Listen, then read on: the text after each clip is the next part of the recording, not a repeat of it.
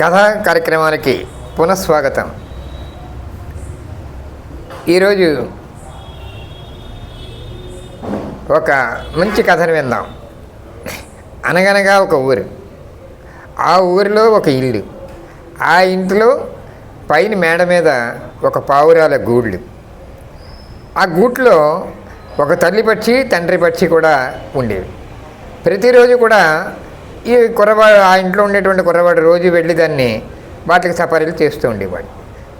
ప్రతిరోజు ఒకరోజు చేస్తుంటే ఆ రెండు పక్షులకి యొక్క వల్ల ఒక గుడ్డుని పొదగడం మొదలుపెట్టాయి. ఒక గుడ్డు పొదరైంది. ఆ గుడ్డుని జాగ్రత్తగా పొదుపు చేయడానికి తల్లి ఎంత కష్టపడేదో తండ్రి పక్షి కూడా అంత బాగా కష్టపడేది. ఇది ఆ కుర్రవాడు ప్రతిరోజు ఆ ఇంట్లో ఉండే కుర్రవాడు, పెంచుతున్న కుర్రవాడు అబ్జర్వ్ చేస్తుండేవాడు. కొన్నాళ్ళు పోయిన తర్వాత ఆ గుడ్డుకి పొదగబడింది. పిల్ల అందులోంచి వచ్చింది. దానికి రంగురంగుల పక్షులు ఉన్నటువంటి ఆ పక్షి పిల్లని చూసిన తర్వాత ఆ తల్లి పక్షి తండ్రి పక్షి కూడా చాలా ఆనందించాయి. చాలా కాలం అవి పిల్ల కోసం అని చెప్పి చాలా ఆప్యాయతగా పెంచుకుంటూ అనేక రకాలైనటువంటి పదార్థాలు పట్టుకొచ్చి పెడుతుంటే దానికి శరీరంలో ఆకృతులన్నీ కూడా మారుతున్నాయి. తన ముక్కు వాడిగా తయారైంది. ఆ వాడిగా తయారైనటువంటి ముక్కు నుంచి అది ఎవరు ఏం పెట్టినా కూడా తినడం మొదలుపెట్టింది. అలాగే మంచినీళ్ళు పెడితే తాగడం మొదలుపెట్టింది. రోజు రోజుకి దాని రంగురంగులుగా రంగుల హరివిల్లుగా తయారవుతుంది ఆ పక్షి. చూడముచ్చటగా ఉంది.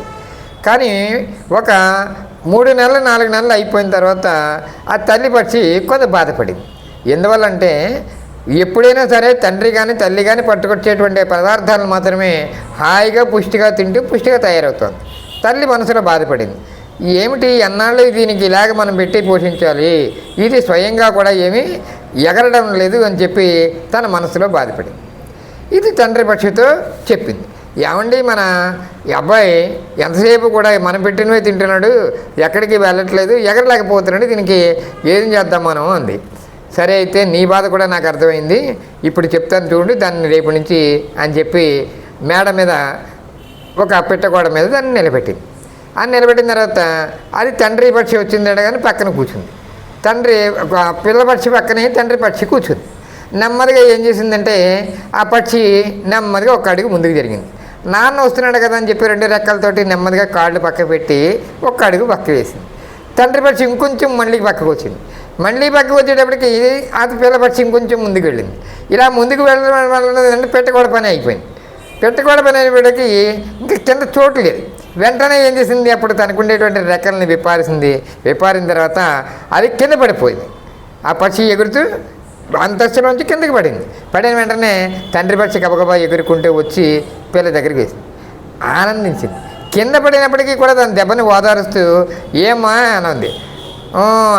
అప్పుడు అంటే రెక్కలు విప్పడం అనేటువంటిది దానికి అంతవరకు అవకాశం రాలేదు. ఎప్పుడైతే ప్రమాదం వచ్చిందో దానికి అప్పుడు రెక్కలు విప్పింది. అప్పటి నుంచి అది ఎగరడం మొదలుపెట్టింది. అది తండ్రి పక్షి. ఈ కథ చూసిన తర్వాత మనకు కూడా ఒకటి అనిపించింది.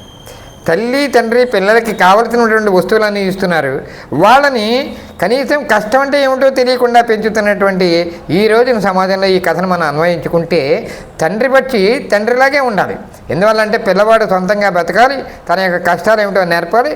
సమాజం అనేటువంటి సముద్రంలో వాడు ఎలా ఎదాలి అనేటువంటి ఈ పక్షి యొక్క కథలో మనం తెలుసుకుందాం. ఈ పక్షి యొక్క పేరు చిత్రగ్రీవం అనేటువంటి ఒక పుస్తకంలోని కథని మీకు తెలియపరిచాను. ధన్యవాదాలు.